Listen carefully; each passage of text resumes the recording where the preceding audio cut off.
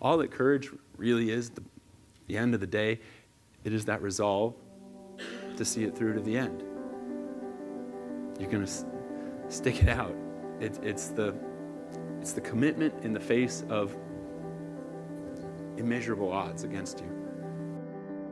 I maneuver myself until I'm draped over this rock. Arms on the back, legs dangling free on the front of it. But I'm reaching and reaching, and then in that moment of full extension, that's when the boulder pulls loose. I fall to the bottom of the canyon. I catch myself, and at this moment now I've got this 800-pound rock falling from my head, and the boulder slams down, ensnaring my right arm and crushing it from the wrist to the fingertip against the wall.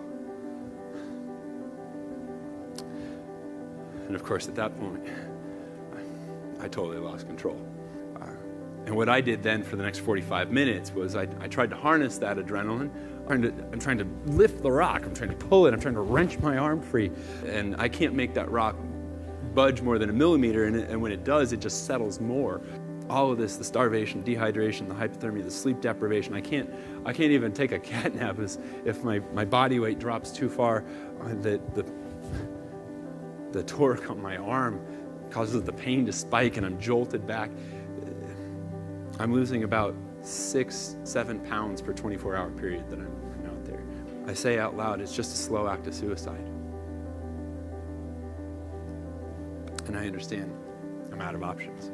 You know, I've been up for more than 100 hours, going on 110 hours without sleep. I'm still stuck with the riddle of how do you cut your arm off with a knife that's too dull to get through the bone? And then all of a sudden, it's that eureka moment. You don't have to use the knife to get through the bone here. Use the boulder. Break the bones. I drop myself under the rock, and I'm pushing. Pow! I pick up the knife. I open it to the small little blade. Not the one that I've used to chip the rock, but this one that I haven't used at all, actually. It's still got a bit of an edge to it. And I say, here we go, Aaron. You're in it now. And I pluck. Yeah. It was... the pain of the rock being on my wrist, that was now the zero. My feet moved. I stepped out of my grave and into my life again. It was beautiful.